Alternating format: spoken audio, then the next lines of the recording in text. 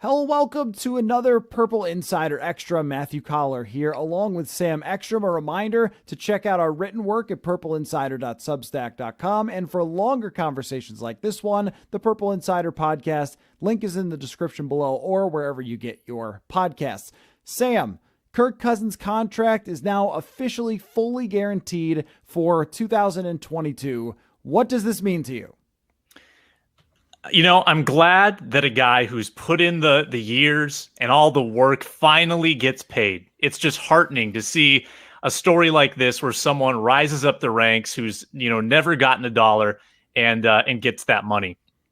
In all seriousness, it doesn't mean a whole lot to me. I don't know if it means a whole lot to the Vikings either. I feel like they're still sort of in the same boat.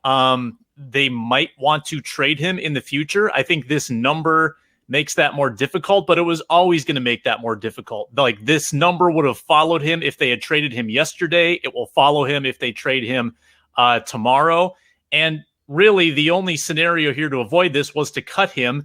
And you're not going to do that right now because this team has proven to us, based on their moves, that they're going to try to compete this year.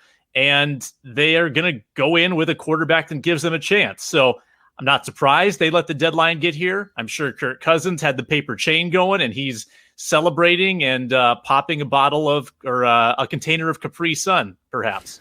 Sam, I think that's the most sarcastic that you've ever been on a Purple Insider Extra, but I agree with you that it doesn't change a whole lot. The two avenues for Kirk Cousins were always going to be either he eventually gets traded or the Vikings give him a long-term contract extension. It wouldn't make a whole lot of sense to cut a player that would be valuable on the trade market, but I think that what we saw here from this offseason is the Vikings want to roll with Kirk Cousins. GM Rick Spielman said that he thinks the second half of the year last year was reflective of what Kirk Cousins can do in the future. I'm skeptical that Kirk is going to change in any way. I think he's going to be the same quarterback, but we know that you can get to the playoffs with Cousins, and that appears to be the goal by going all in on Dalvin Tomlinson and on Patrick Peterson. So why would they make a move to get rid of their quarterback where they know exactly what the ceiling and the floor is? They can very well predict what they're going to get out of Cousins. So if they had cut him or if they had traded him, which would have been the more likely scenario,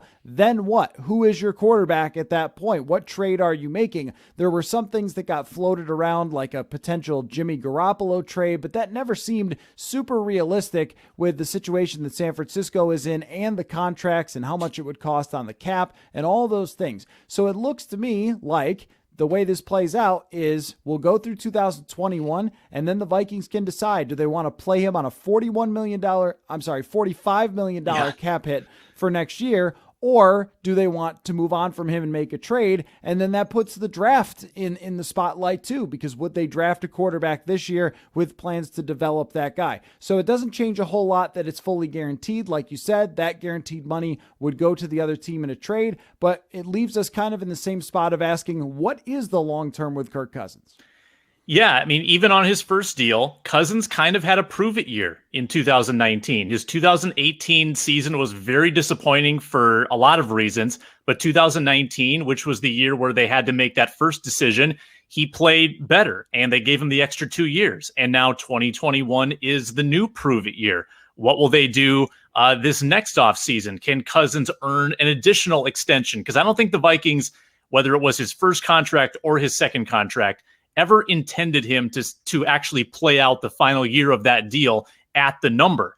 However, if Cousins does not prove it per se, and he struggles this year and doesn't take a positive step, then you're in the position of having to shell out that money.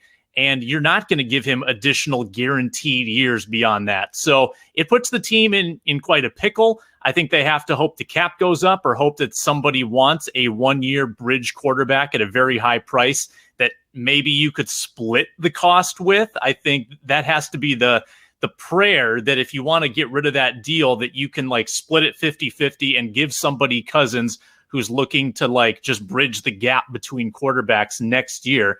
But now it's all on Kirk Cousins to sort of say, hey, give me another 2 years after this. Well, they could be in a very interesting spot if Cousins has a good year next season. They make the playoffs. Let's say they win 10 or even 11 games, and then they're in that position of, do you pay him that $45 million cap hit, Or do you try to get him to, agree to an extension? But what if he says no to an extension and wants to hit the market again?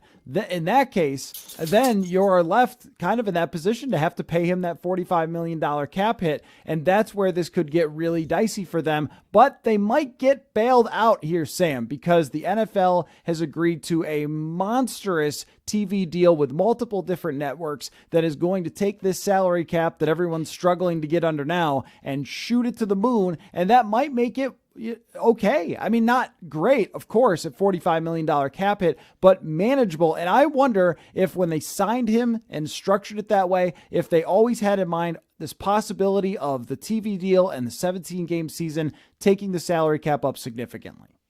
Good planning on their part if that's the case. The last cap before this year was 198. That was pre-TV deal. And I think it's reasonable to think that we're going to shoot well above $200 million next year, assuming that there's some level of attendance for every team. I mean, I know that the NFL is not dependent on gate revenue as much as other sports, but if you're still limited for attendance, that might temper it a bit, because I think they lost about $6 billion last season for that reason. However, it's looking positive. The trajectory is good. The Vikings are shooting for full stadiums, and that could mean a robust salary cap next year. There is one message here, though, Coller, in closing. The Vikings are extremely limited in cap space. As we record this, they only have like $3 million and are basically at a standstill in free agency. They could have cleared up cap and restructured Cousins' deal and given him more years, and they chose not to. So that tells me that they're waiting to see what he can do too. They have expressed their commitment to him, but not enough to even give him one more year to try to solve some of their issues. So there is hesitancy on the Vikings' part as well. Well, and I've also gotten a lot of questions about whether Cousins should go to them and try to restructure. And the way that I look at it from Cousins' perspective is he shouldn't have to do that. He signed a contract. They both agreed to it. And if he wants them to stick to it and aim to hit free agency after 2022, that's the deal that everybody agreed to. So I don't have any problem with that. I know people look at what Tom Brady has done and say, oh, everybody else should do that. Everybody else should take less. I don't think so. I think that if somebody offers us a contract that may be more lucrative than we're worth, I don't know. I'm not turning it down. I don't know about you, Sam. So I think that he's totally within his rights if he wants to do it that way. But you're right. It's interesting. We haven't heard any buzz about, an extension right now. And so I think it is another kind of prove it year, which feels funny to have a quarterback in, approaching his mid-30s with continual prove it years. But that's where we're at, right? So, appreciate you tuning into this Purple Insider Extra. Make sure you listen to the full podcast wherever you get your podcast. Just type in Purple Insider and also subscribe to us here on YouTube. We'll catch you next time.